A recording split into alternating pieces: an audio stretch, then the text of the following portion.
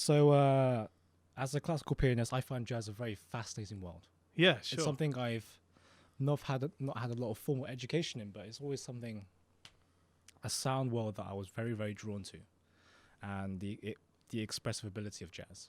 Yeah. So Grover Sales, a jazz historian, I'm not sure if you're familiar with Grover Sales. I think he passed away maybe a couple of years ago. He wrote a book called Jazz, America's Classical Music. Right. And that's from his 1984 book. That's his Right. title. What do you think of this statement? Do you think there's some truth to this statement? Is it America's classical music? That's a really. I mean, I think it's really interesting because I think you could really get into a rabbit hole about any music the minute you start defining it via other musics. I'm very wary of not only cultural appropriation and tropes within certain styles that are adopted because of legacy reasons, but also that I think music, and I know this is going to sound a really kind of soppy thing to say, but music means different things to different people.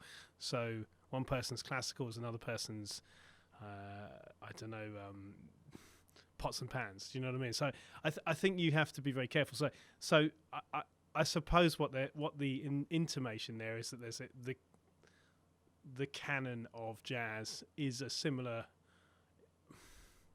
I don't even know if that's true though. I'm talking myself out of this as I'm talking, but the canon of jazz in America is their original music, that in the same way in which the canon of Western classical, although it's a very, I mean, as you know, it's a very strange thing to say because there are so many branches to each of these things. One of the most amazing people ever taught me was a chap called Pete Churchill, who's he's a genius. He's a jazz educator and a fantastic pianist and singer and writer and arranger. Teaches at the Academy of Music. He taught me at the Guildhall School of Music, and he had this saying which really stuck with me, which is like, jazz is an attitude. And I just thought this is a really, really lovely way of thinking about it. I mean, it's obviously not as easy as that, but it's a very interesting thing. In the same way to say classical music is Mozart, or classical music is, I don't know, if you think a modern classical musician is Debussy, you're already a century out.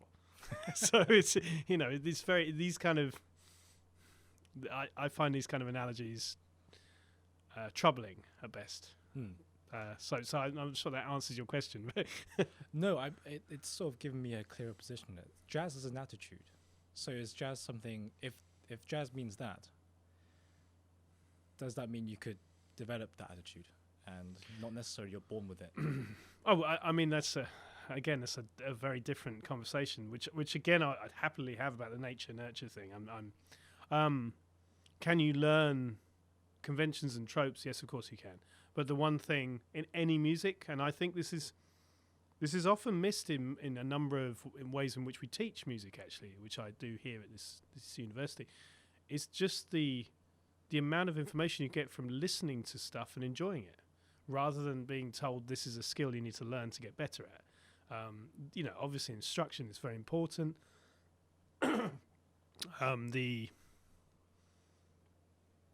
Modeling and repeating and rote almost, which is an old-fashioned thing but very important in music pedagogy, is also important. But actually the being inspired by listening to things, I learnt jazz, inverted commas, by listening to it.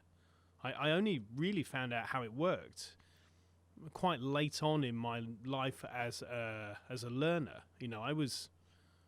I got to master's level before I actually got taught jazz properly. So that was, the rest of it was I learnt from working stuff out, from listening to it, and actually something that was very, very important. It still is, obviously, but I think even more so before the age of the internet. Whereas nowadays, if you want something, you access it fairly quickly. I'm old enough to remember that if I wanted to listen to jazz, I'd have to go to a gig, and that would lead sometimes to me playing at gigs when I was young and kind of naive. I'm still naive, but I'm not young anymore. But you'd sit in, you call it sitting in, where you'd come and sit in a band, and you probably have to learn on the bandstand, and it was a great experience, because it made you listen. The key thing it made you do was listen, and you had to really understand what was going on around you, or you had to react to it. Even if you couldn't understand it, you had to react to it. So the jazz as an attitude thing is a really interesting... the reason why I like that comment is because it suggests that as a musician, what you're bringing is yourself. So your experiences lived through jazz are the attitude that you bring to it, rather than can you do this, this, and this that makes you a jazz musician. And I think I'd argue it's the same across all genres. I think you can learn certain types of instruction that you can execute perfectly, but then people will say, where's the soul? And what they mean by where's the soul is, what do you bring to the music? And that's your attitude, right? So classical is an attitude. Pop is an attitude. Punk is definitely an attitude, right? So these are, you think about music across the thing, and that's why it resonated so much with me. I'm sure there'll be people shouting at this podcast now going, you're completely wrong, but it makes it more human for me, and that's music, right? That's a very powerful statement. Yeah. I think that's one thing I remember today. I'll try to keep that in mind. So you were teaching yourself jazz up until, was it masters you said? And then you had... Yeah, effectively, yeah. Right. And because sometimes when you're sort of self-guided in this sort of world, and jazz is a very complicated world. Yeah. That's no doubt there.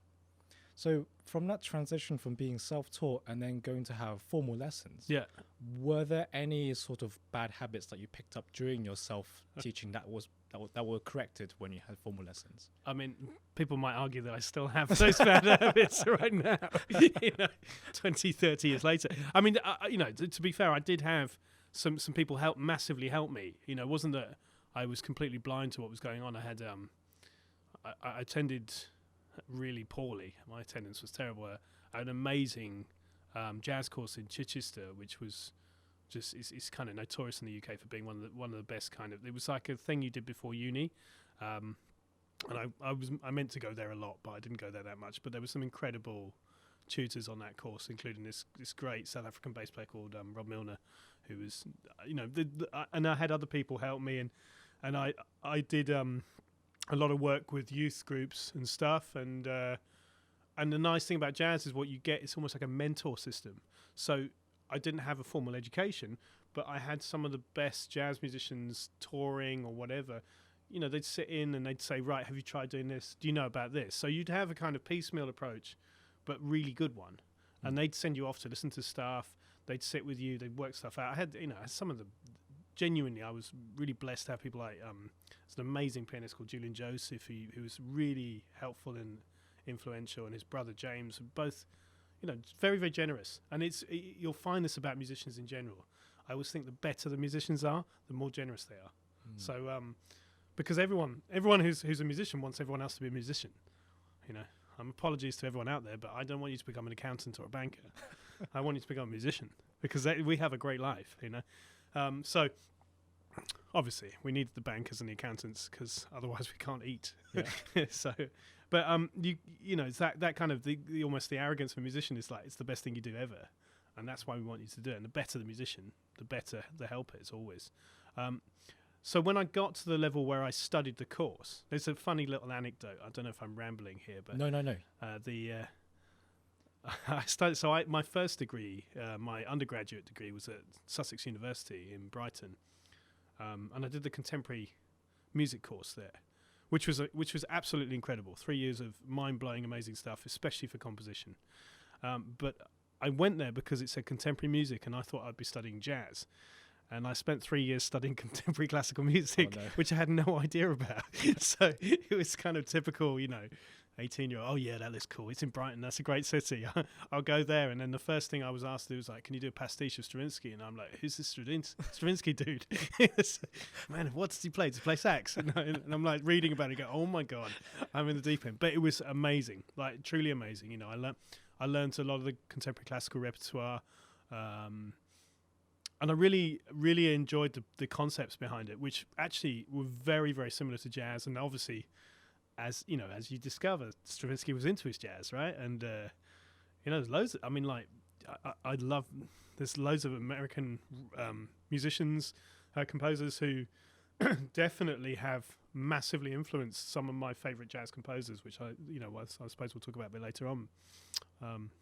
Copland is an obvious example. And up to the modern day. I mean, the modern day kind of, there's loads of great, cool people writing. Like one of the guys I was obsessed with for a bit was Mark Anthony Turnage, who's phenomenal. So composer and very jazz influence. So lots of stuff going on there, right? So then after that degree, I basically got to the end of that degree and decided, yes, I actually do want to do this properly. So I started practicing, and I got luckily accepted into the Guildhall, which was a really great experience, but it was the first time I'd actually sat down with any kind of pedagogy. And I mean, again, I'm acutely aware of this because of being in the position I'm in here now at the University of Southampton. Pedagogy in popular music is young. So whereas with classical music, pedagogy has probably existed for, a good couple of 100 years, the very nature of the musics that you study within what are considered to be popular musics, or, I mean, it's tenuous what you call them, but oral musics, and how they're expressed are young. So initially, I mean, this is, again, I think we'll get into more depth a bit later on, but initially the framing of the pedagogy behind jazz was from a classical perspective, because that's the only framework there was. And also, it's the only framework that institutions would understand to allow to be delivered. So I was lucky enough to be a bit down the line and within this, but I still must have been, I think I understand from a friend of mine that they first started teaching jazz properly, inverted commas, in the late 80s in the conservatoires. So I took my course millennium, so it must have been 99, 2000, I think it was, around about then. So it would only have been about 10, 15 years old in terms of, and I know it's changed considerably since then, but it was interesting having that formalised structure. And the first thing I realised immediately getting there, after being like, you're the man, where when you're at uni, you're like, oh man can play jazz, he's cool, right? And then I realised that I was rubbish. I was just like the worst. And that whole music college experience that most people have when they go to music college, right? It's like, oh no, really? It was frightening, actually, because I was without a doubt, I was the worst person in the class. I'm not just saying that to sound like humble. I really was awful compared to some of them. I had a really good friend of mine called Brian Postlethwaite, who was a pianist he'd gone to York and I'd gone to Sussex, but he was like miles ahead of me on the piano, even though he'd not done a jazz degree before. He'd just, same as me, he'd done a classical sort of degree. And there were other guys there was this chap who I've never really heard of again. It was this incredible, so this is on master's course, this incredible young guitarist who was 18 on a master's course called Tony Ormisher, guitarist. And he was the one that he played, and everyone in the entire room just looked around and went, oh my God, okay, that's the standard. So that was really interesting, and it was really, really hard work, and I enjoyed it thoroughly. And I studied properly for that course. I'm ashamed to say it was only at that point in my life I understood what studying was. And I still have all my notes, and I still look at them regularly, because the people who taught me there were inspirational, absolutely inspirational. Changed my life, that course. But yeah, it was, I'm sure, like with most things in life, the minute you really understand what you're doing, it opens many more doors. I mean, you can be enthused about stuff, and I am not one of these people who thinks that that knowing or being able to study stuff in depth takes away the magic. I actually think the other way around. I think it facilitates more. Gives you more control. Yeah, it just opens more opportunities. I mean, I'm fairly chilled. I'm a chill person, as they say, and so I'm not really that fussed about control. I never have been. But what I do like is I like exploring. I think that's another thing that people associate with jazz musicians, and wrongly don't associate with all musicians. All musicians love exploring. Why would you do music otherwise? There are safer jobs to do, right? Yeah. So yeah, it's interesting. Yeah. Sorry. I'm so glad you mentioned exploring. Just touching back on what you said about jazz pedagogy compared to classical pedagogy. Classical pedagogy, yeah, you're right. There's hundreds of years of precedent and things to look back on and tradition that people still follow, and maybe sometimes to their own expense. But there are other teachers who are very, very, how do you say, innovative in their teaching techniques. Because jazz, in comparison, hasn't been around that long, and pedagogy thus hasn't been around that long either. Yeah. Do you reckon there's more justification for jazz teachers to be more experimentative in their teaching style and their approach? Oh, there's so much in that question. It's a great question, and it's one that I mean, it's one of these kind of live issues in jazz education, but actually contemporary popular music education as well. Interestingly, at the moment, there's a lot of discussion around other musics because of the way in which jazz has had to, I don't know why. I think it might be because jazz kind of was formative before, or formed before other popular musics, that why jazz is kind of slightly ahead in the pedagogy game. So is there better scope to experiment? There should be, is the answer to that. But I still think that experimentation should form a part of all creativity. I don't necessarily see that as a genre thing. However, I understand the what you're getting at with improvisation. Obviously, the key ingredient is being able to experiment and to allow. I'm putting it kind of simply. Experimentation generally is allowing yourself to fail. Now, I'm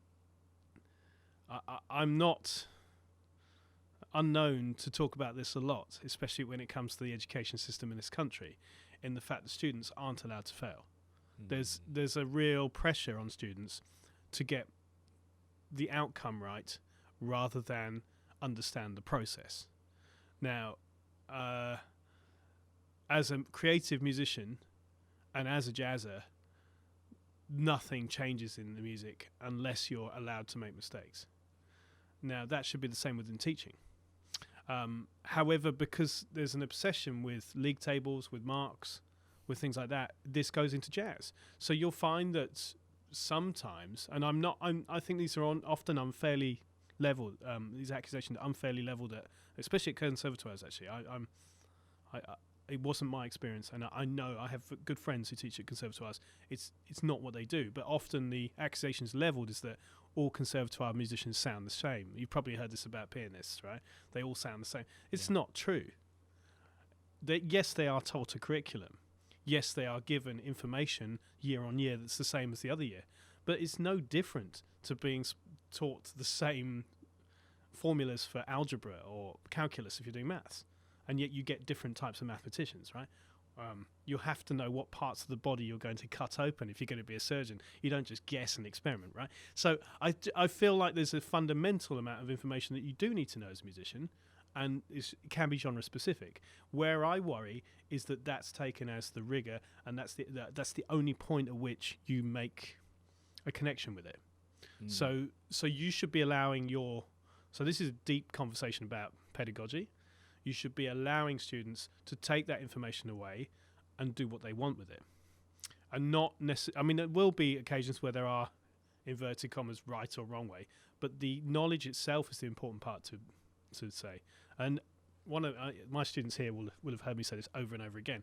I feel my responsibility is to give them as much of the best knowledge I can possibly give them, and it's up to them if they screw it up. That's their choice, right? Because if they want to screw it up, then great. That's I don't. Sorry, screw it up's totally the wrong euphemism, but they want to take it somewhere else. If they want to disregard it, and God knows I can be wrong. I found that out. I mean, a couple of weeks ago, maybe, but occasionally I'm wrong about things. But I think the experimental thing, yes, I fundamentally it should form part of everything. Is it? I'm not always sure it is, and I don't think that's the fault of the people doing the education. I feel that's the fault of the pressure of the system around them. So I'm very, very defensive of music teachers. I think the vast majority of them are utterly amazing. They work their backsides off to do all sorts of things, especially extracurricular stuff. They're under immense pressure, and yet the one thing that drives the vast majority of people to do anything creative is not allowed to flourish because people above them just want to see the black and white results at the end. And I mean, this again, I don't know if this is becoming a regular theme, but I assure you, if you ever talk to anyone else in the teaching sector, they'll say the same thing. And by the way, we're all teachers. I know this is going to sound another sloppy statement, but anyone who's a musician who has younger members of musicians in the band, you know, if I'm ever running an ensemble and I'm in front of the ensemble, I'm still teaching them stuff. And if they want to engage with what I'm saying, they can do. And if they not, it's my decision whether or not to keep them. But generally, I'll have to listen to what they do, right? That's experimenting as well. So there's so many nuances to this, right? Exactly. You know, it goes across everything. And creativity is good. Hashtag something or other. It goes back to, let's say, contemporary CD recording approaches. Everything sounds too polished and sounds too uniformed, and you can't really tell or distinguish the difference between this pianist and this pianist. So then that the framework of interpretation has sort of shrank a bit. So the question I have for you is, do you think that's to do with the repertoire choice? I don't think so. No, I don't think so. Because if you compare, let's say, let's take, for example, Rachmaninoff's famous recording of his concerto. Yeah. He played and recorded 2 of them, I think, as far as I know, or 3. And if you compare several Rach concertos in, let's say, the late 20th century, early 21st, it's very hard to distinguish who's who. Right. It's very hard. That's Maybe there are a few pianists you can probably tell. Maybe Sviatoslav Richter, the famous Soviet pianist. You can probably tell him from maybe Michelangelo, or but I'm not sure what the reason is for this narrowing of interpretation and sort of creativity and individuality. Everyone seems to want to pummel and hammer people into this mold of perfection. Every note has to be perfect. Every crescendo has to be perfect. Every staccato has to be done this way. And it doesn't excite me, actually, anymore. And I prefer people who take risks and bring their attitude, to bring a term you used earlier, to their playing and to make it exciting. And, you know, I want to pay to see you, not pay to see like you play someone else. Absolutely right. I don't want to see that. Absolutely agree. This might get me a bit of hate, but I don't like people like Yu Zhuang or Kat or just, I mean, she's a great player, but I don't see much sort of soul and experience in her playing. So I mean, I have many feelings about this, because I think there is something that isn't a million miles away within the jazz world.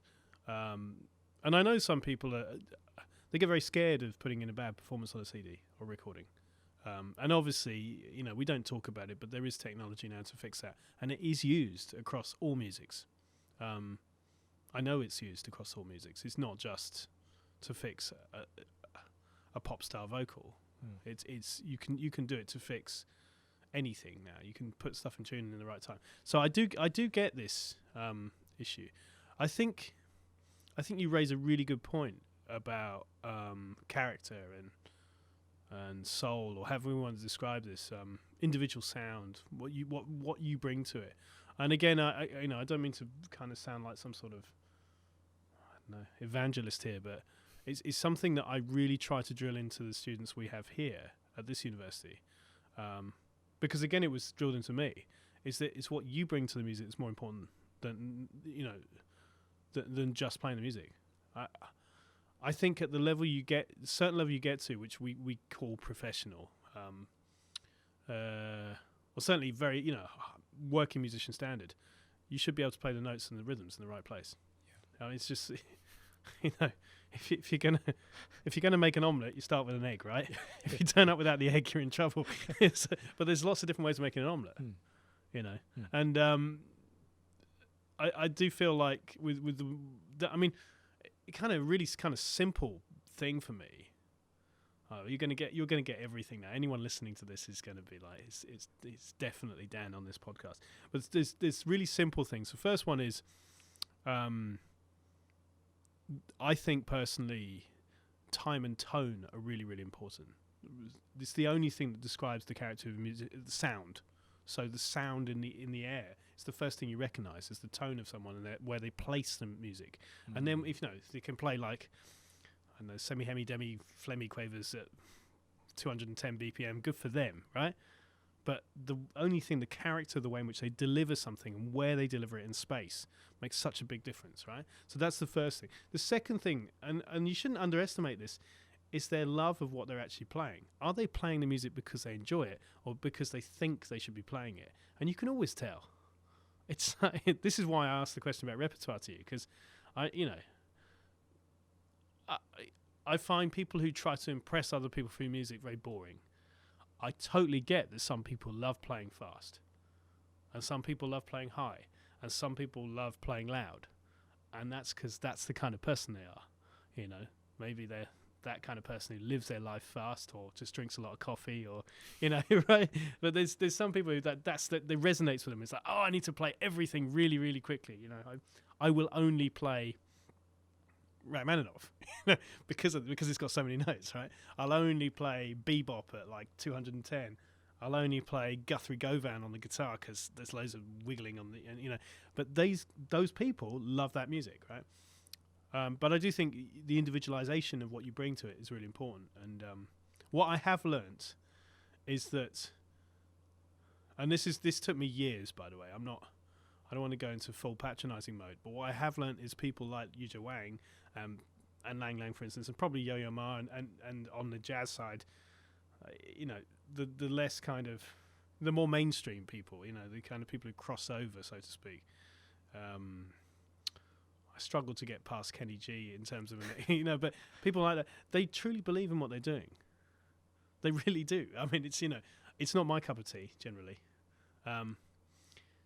But I suspect they do the same thing over and over again because that's what they want to do.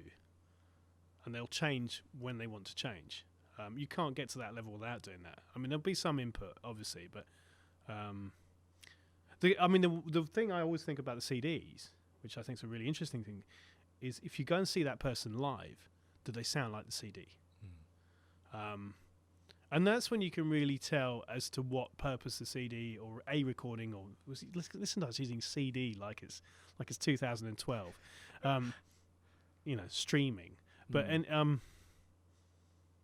if you go and hear that person speak their truth live, and if it's the same as the recording, then I'm like, fair enough, that's the sound you were going for.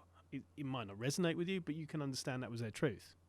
If you go and hear them live, and it's a completely different experience. And I remember having this conversation with someone relatively well known in the jazz world. They were touring over here in the UK from somewhere else. They came over. I'm not going to say who. And I heard that I didn't really get their music particularly, because all I had was recordings. But I got the chance to chat, and I got the chance to see them play, and they were unbelievable live, like ridiculous. And then I chatted afterwards, and the thing is that they saw it's two different processes. Like, one was a process of making almost like a calling card, which was the demo, and the other thing was, I can just let loose now and play live. And it's a really strange dynamic, I think, but that's like for them it made total sense. Sorry, that's just a cough. That's okay. I realise we're in the middle of a pandemic here, so yeah, it's not anything more substantial. I've had both my jabs. Good. Yeah, that's lost you some more listeners as well. Yeah. So yeah, you're right. It's very interesting that the whole being spontaneous. Yeah. Do you think that's rare among contemporary artists to be better live than their CD recordings? I honestly don't know. It's a really good question. It's probably something we suggest to somebody who wants to do a PhD at a place like this. But I would suspect that if there was a trend towards it, it's worrying. I don't know if it's rare. I think I can only speak from experience of myself and those people I know. You want to present your recorded music in the same way you'd present a live version, I would suggest. And if not, you'll have a reason why what you're presenting on recorded is as it is. I don't know many people who do recorded stuff to sound clever. You know, there's always a reason behind it. You know, if they're making music to sound complex, it's because they wanted it to sound complex. But they might not be able to do the same thing live, just because of circumstance or tiredness or whatever. But they might want to just prove a point. You know, spend 10 weeks shedding a couple of tunes and get them right on the recording. Mm-hmm. But when you have to go out and do an hour and a half, 2 hour concert, you can't do the same thing, right? Because you got to, So yeah, I do think I think this is a really interesting conversation. One of the kind of elephants in the rooms for especially for jazz and classical is the whole idea of how we listen to music has changed with streaming.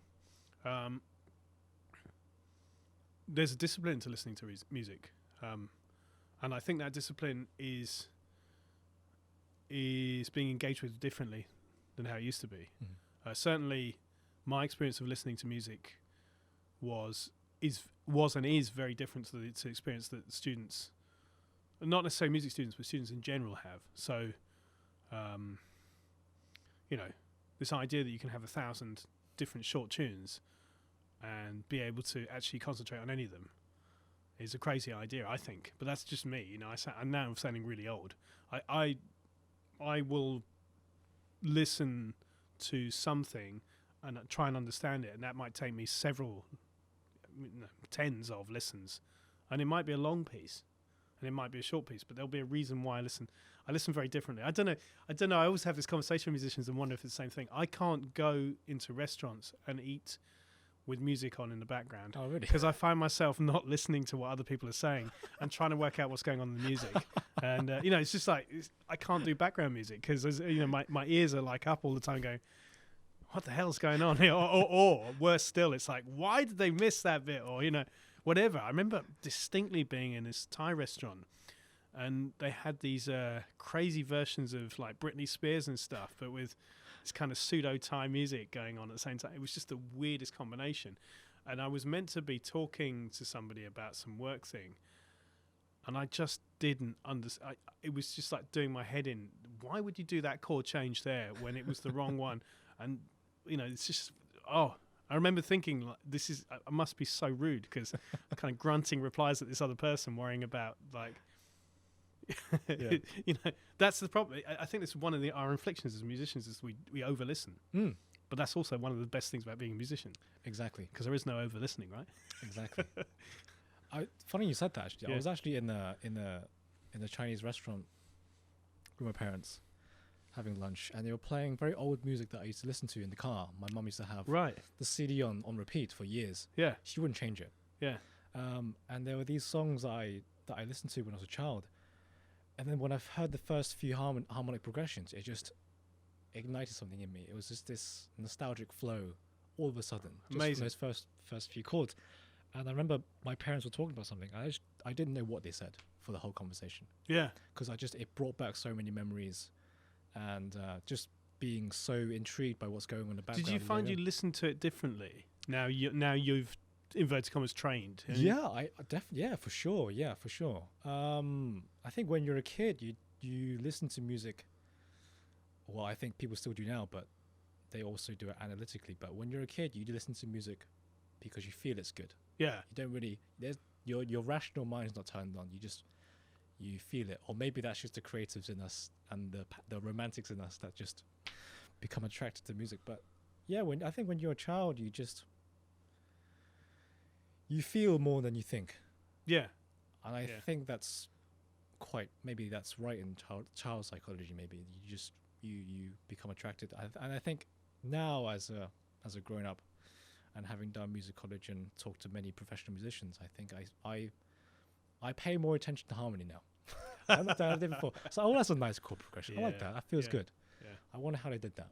Yeah, right. but And you I'm work it out. You sat there working it Yeah, out. yeah. It's quite nice. Maybe I sit there thinking that's a really emotionally impactful chord progression there. I like that.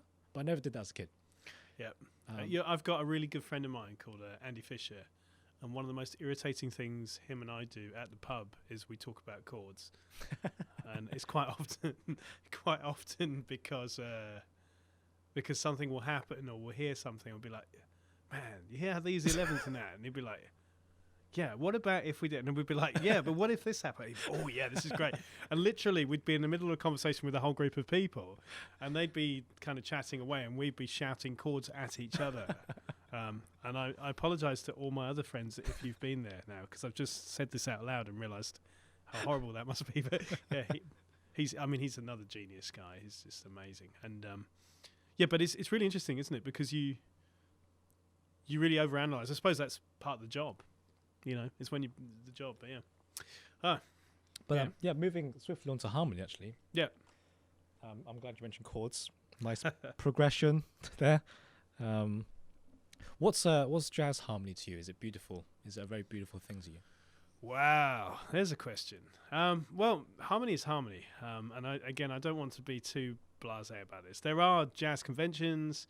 I mean, essentially, I always think jazz harmony could be taught in lots of different ways, and most of which would not have the name jazz in it. So the kind of stuff that you associate with standards and things like that is essentially diatonic harmony. Mm-hmm. But kind of, we're talking harmony rather than improvising. Yeah, but you know, it's quite often it's advanced diatonic harmony because you're talking about things that don't necessarily get covered. And you're probably talking about chord progressions. So if you were to describe, you know, what we call jazz standards from the Western Songbook, anything from kind of the 40s and 50s and, you know, all the famous tunes like Autumn Leaves, even the Disney stuff like Bear and Cecil, they're essentially pop songs, but they're diatonic pop songs with nice chord changes. So you could be, you know, it's advanced, diatonic and advanced diatonic chord structures with... movements.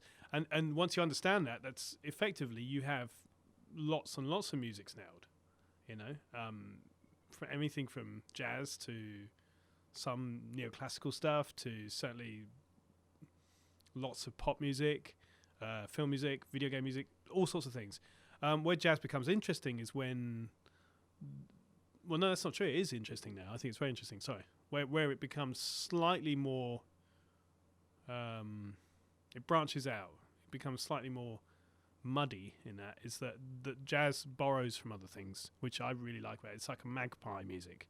So it will find stuff that it's interested in, like, say, for instance, modal music, which modal music isn't a new thing. Modal music was actually there before Bach decided to tune his piano.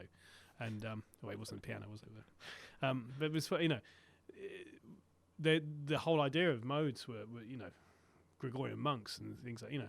So, but jazz liked that idea. Jazz liked the idea of how that works, like the idea of how it got used in some contemporary classical stuff, like the idea of it just being a mode, like the idea that other cultures use things like that. So they kind of swallowed it up and turned it into what their version of it was. You know, you move on and people like Miles Davis in the 70s is listening to Jimi Hendrix. He's listening to you know, rock bands. Famously, he was at the Isle of Wight festival. And he then takes that sound and brings it into his music, which changes that. You get Herbie Hancock, who's another, you know, seminal jazz musician who's listening to people like Sly and the Family Stone. He's listening to funk bands. He's listening to Stevie Wonder, and he takes stuff in and makes it into, and it happens all through. And it becomes this kind of melting pot of ideas. Like, it's one of the things that I personally love the most about the music is that anything goes.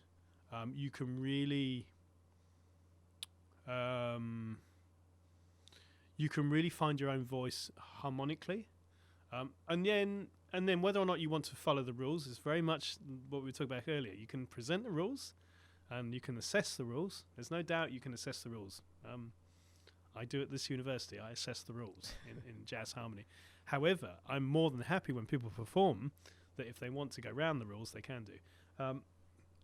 which brings you brings you really nicely to the present day, and people like Jacob Collier and guys like that. Who Jacob's really interesting because I know he sounds really fresh and cool, but essentially the harmony he's using was nailed in 1960, and he the way he presents it's amazing. There's this thing about negative harmony, which if you heard all about this, negative harmony is a concept that came out of contemporary classical music in about 1901, 1902. There's a famous paper about it, and but because of the way in which it's presented on YouTube, it then becomes a thing again, which then gets molded in. And actually, to be honest, I mean, I happily have this chat with other harmony people, but it's basically diminished harmony, and we can talk about that till the cows come home. But see, I've turned into that guy in the pub again. But I mean, the one thing I do think about jazz harmony that's really wonderful is that you can tame it, and it's very, very malleable. And then you can create an identity, and it's really lovely. And the one key thing I always think about jazz musicians is the writing that they do as performers makes a big difference to their performing. So if there is one, it's not a big difference, but if there's one, because it's really interesting, I've just realised what I'm about to say is only true of the present day. If there's one thing that divides jazz and classical musicians, it's that the jazz performers generally perform their own music. However, as I just thought in my head, this was always the case for people like Beethoven and Mozart. Right. So it's kind of come full circle, right? So, and actually to be fair to them, I mean, I've got a fantastic colleague here who works here, David Owen Norris, who regularly performs his own music, and he's international level pianist. I often very scared to be around him because he's so good, and he writes beautifully as well. So yeah, it's an interesting thing. Steve Reich is another topical example of somebody who has his own band. I was about to say, I'm not sure if you can call it that, but yeah. So yeah, you've got a number of you've got this example of this, the musician as composer, musician as performer in jazz, which means you can really find the sound world you're working in. Yeah. I was wondering, I'm glad you mentioned Jacob Collier. Yeah. And the fact that his presentation is a bit innovative. I was wondering if you could say why that is, if you could point us to a specific way he does things that captivate so many people. I mean, I'm gonna prefix this by saying Jacob is utterly unbelievable. He's ridiculous as a musician. I'm in awe of what he can do, especially, I know this has been said over and over again, but especially at the age he's at. What is he now, 22, 23? He's young, right? About that, yeah. I mean, it's ridiculous what he's achieved. When he was 16, 17, he was writing stuff that I would have been proud to have, arranging stuff. It's just like, really? You can do that at that age? I know. So I often feel that Jacob's judged unfairly on him wearing funny hats and different socks, right? And the fact that he's got a hold of YouTube before anyone else has got a hold of YouTube. If someone had brought me his version of Don't You Worry About a Thing, or the Carpenters tune he did, or he did Stevie Wonder tune as well, did those arrangements and played them to me and not shown me him with goofy haircuts and stuff like that, I still would have been like, that's ridiculous. What is this? What am I listening to? Try and find out more, right? Who is this person? Why are they doing this? And then being gobsmacked when someone says, it's this guy with the funny hats and, his panoramic view inside his tiny room. So it's... I think we have to really respect the artistry, because there is an artistry to actually achieving that in any respect. Do I think he's clever at gaming the internet? Absolutely. And that's another piece of artistry, because you know what? The best people are. I mean, you have to have a shtick, right? You have to have a thing. And his thing is the ability to put 8 of him on a YouTube thing, and sometimes 16, and sometimes more than that, playing along.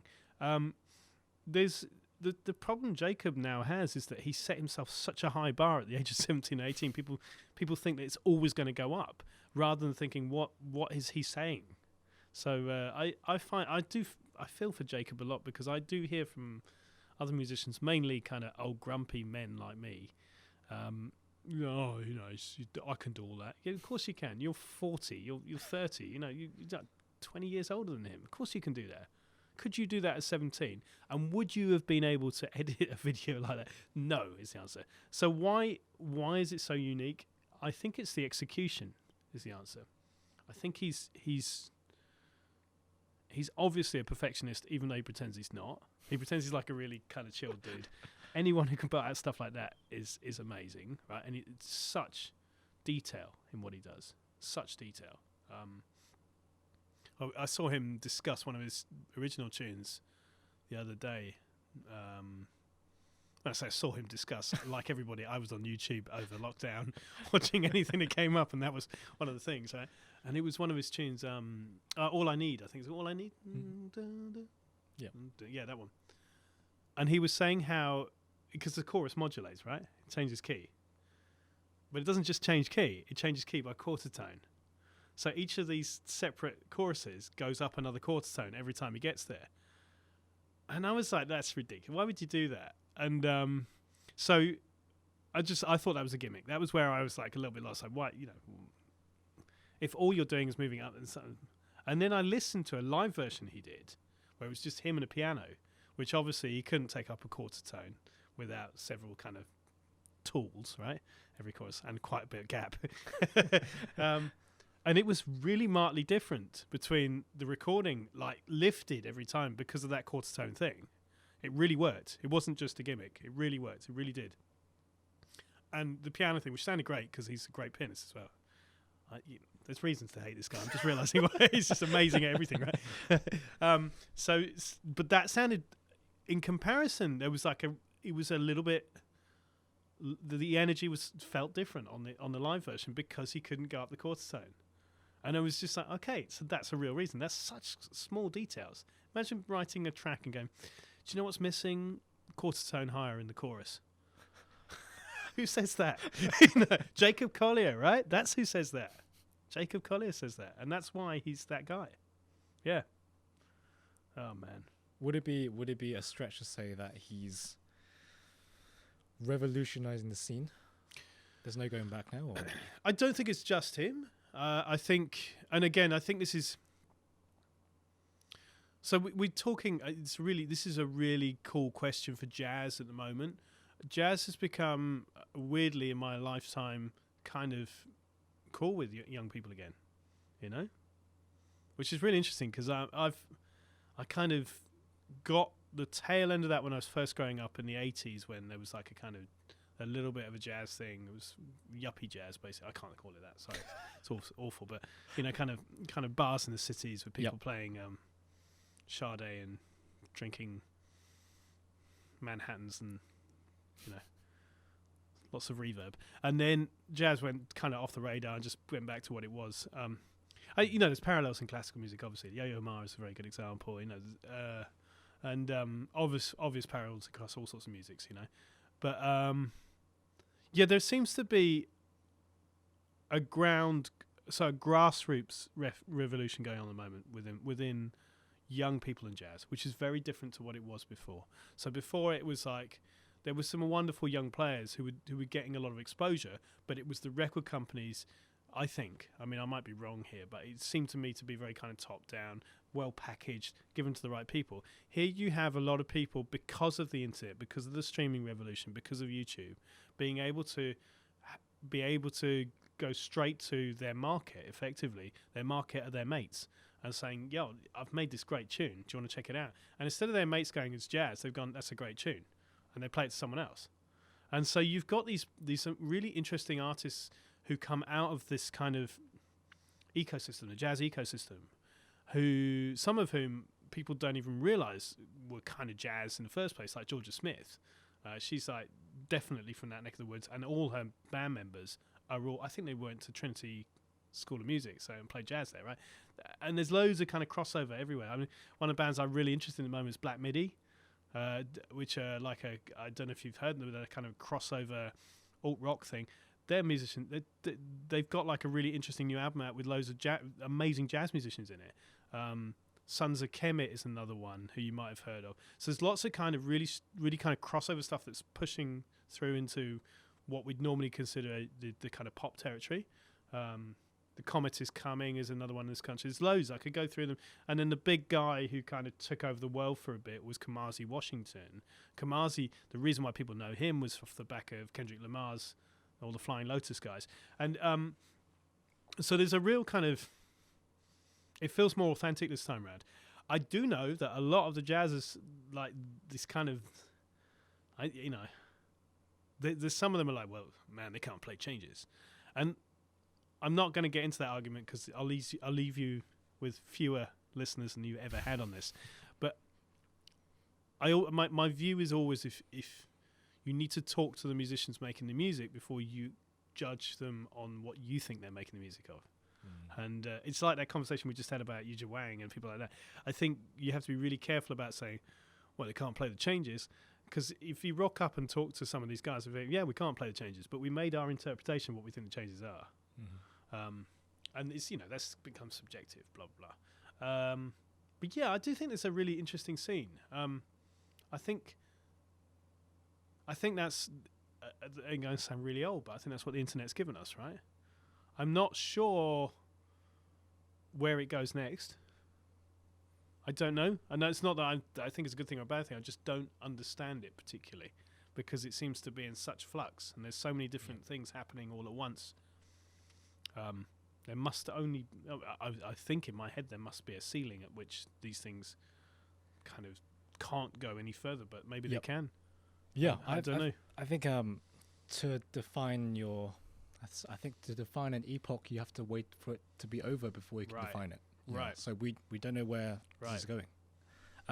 But it's really interesting because the same thing kind of is happening in classical music as well. There's, yes. You got your Anna Merediths and people like that who are really cool, and yeah, it's interesting. Which brings me to a sort of quite a philosophical question, which leads on to the epoch statement you made, or we made. So there's this. I came across this social political theory by Marx, and it was developed by Thomas More in the late 19th and maybe early 20th, and then it was further developed by Francis Fukuyama, and it was this theory of the end of history. Okay. So not the end of existence of humans, but the end of history. So what it means is human existence. There'll be a time in human existence where there'll be a form of government, in this case, liberal democracy, which is the highest, most desired form of democracy, of government. And that's not to say there won't be any alternatives to liberal democracy, but liberal democracy would be the most coveted, would be the most desired form of government. And where the end of history comes is that once we achieve this everywhere, maybe, or in particular countries, there's no need to fight anymore. There's no need to progress. And I figured, what if we applied this to music? Would there be a way of writing that's so effective to communicate what you have in your mind to music that there won't be any need for other forms of expression anymore? We'll reach a peak in musical expression. And we can experiment all we like with different forms, but that form won't be the most efficient or it won't be the most effective. So there will be alternatives. People can, by all means, go and do them, but it won't be the peak. And I realized this with, I don't know if you kept up with Bruno Mars and his new release with Anderson .Paak. He's gone back to the 80s style of dressing and dancing. It's Marvin Gaye. He's made a record like Marvin Gaye. Exactly, That's what he's made, exactly. Yeah. And even the music and the harmonies were very, very sort of harking back to that. Yeah. And you see all the comments that people make on YouTube.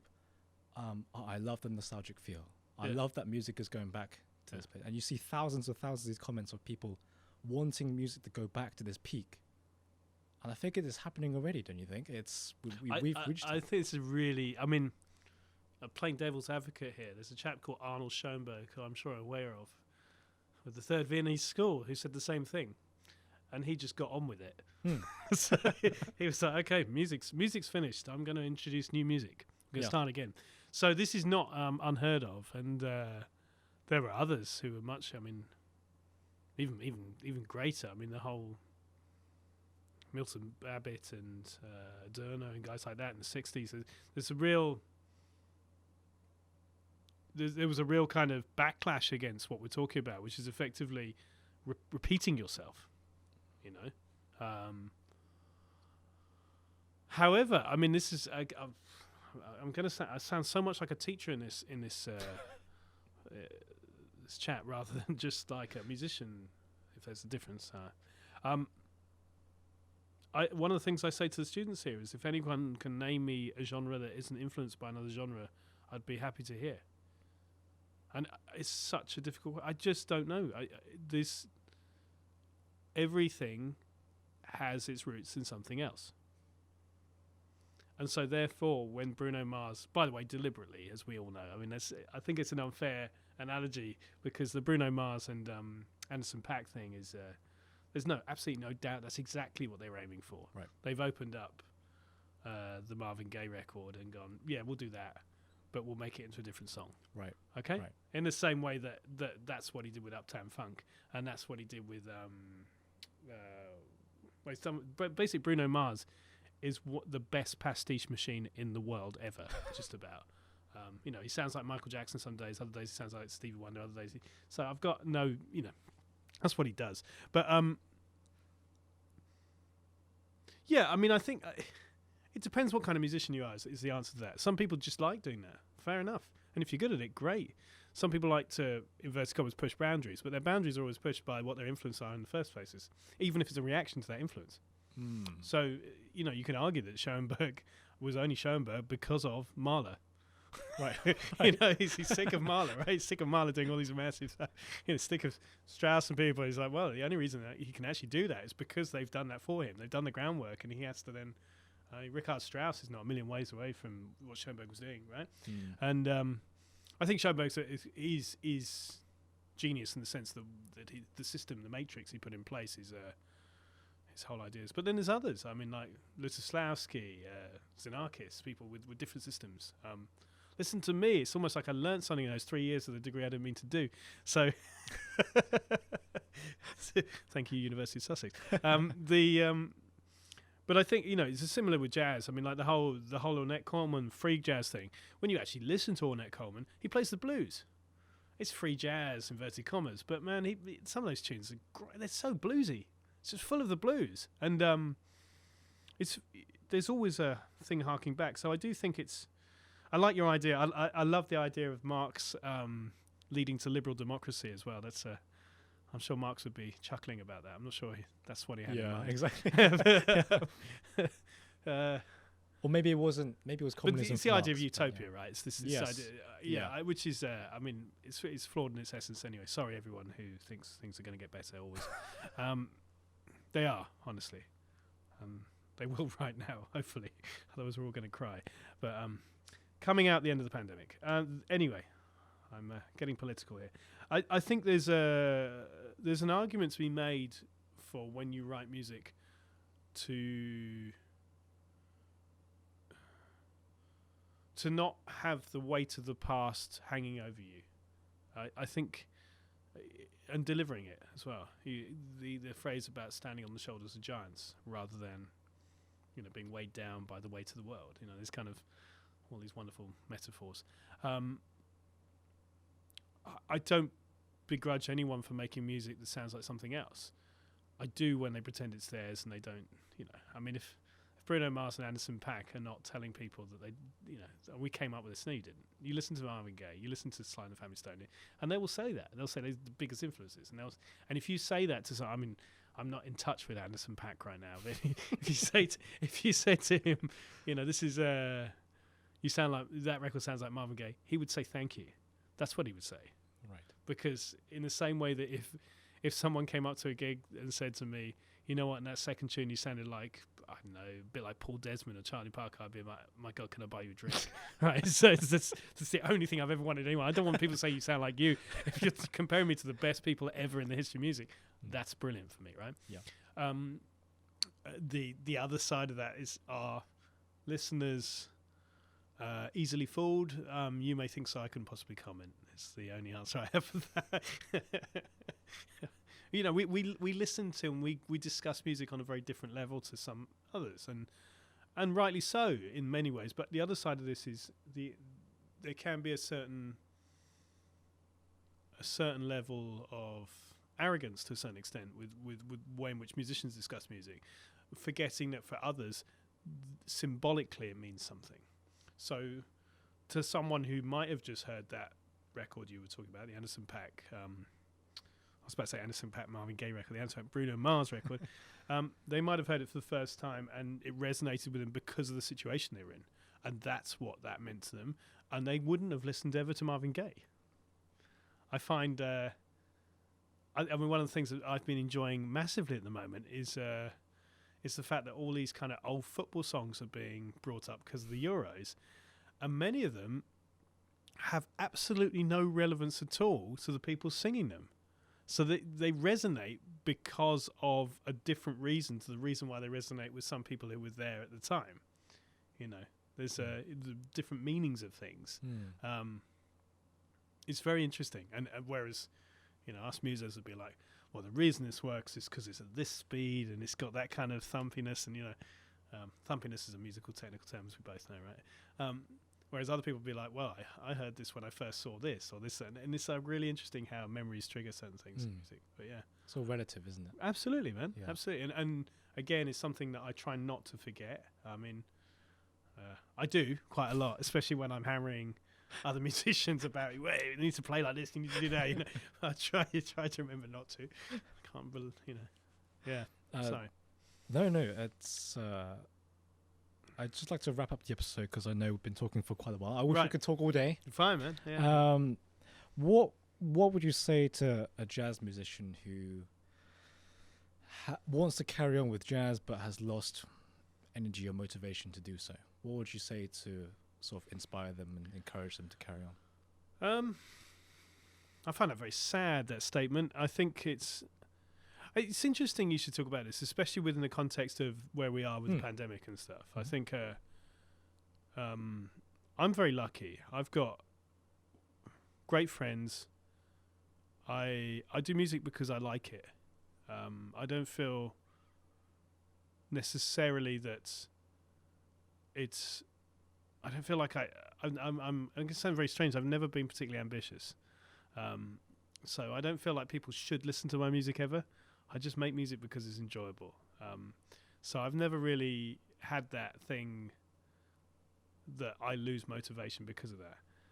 However, and this is where I've had to really understand this better, I've got lots of friends who do have real insecurities about making music, and the pandemic especially hasn't helped them. And jazz musicians in particular, because jazz is such a marginal music. Actually, a lot of musics have been marginalised because of the way in which the music world has stopped, you know. So it's very difficult to actually go and do something like this. So this is not a very topical question, you know.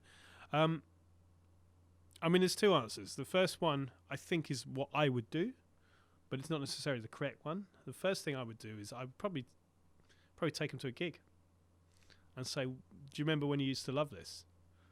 And do you remember, you know, it's very difficult to take people to gigs at the moment, but, you know, you go and work out the reason why you're doing it, because there's always a reason why. And if the reason that they're upset and demotivated about doing this is because they feel like they're not achieving enough, that's the wrong reason. Because this is, you know, if you want to go deeply philosophical, it's not up to you whether or not you're going to achieve. It's up to the music. And you leave the music behind. And in the same, I completely agree about Epoch, but I also truly believe that if you are worried about your own legacy, then you're totally in trouble as any kind of human being. You know, there was a chap in charge of America for, fortunately, not that many years. That's all he was worried about was his legacy, and he was possibly the worst president ever. For all sorts of reasons, but not least because if you start worrying about what people, you know, I mean, we have a narcissist as a prime minister at the moment, and if you worry about yourself rather than what you're actually doing, then you're on the wrong track immediately, right? So that's the answer. Would be like, I'm quite sure most people. I always ask. It always horrifies me to find out if music students, and sorry to any music students who I've ever taught or will teach, don't want to do anything with music. why would you choose music to study if you don't? It's the same if I'm on a gig and I'm sat next to someone, like I'll be playing and then they'll be like, yeah, I'm only here for the money. Why are you here then? You know you can get more money like doing something else, right?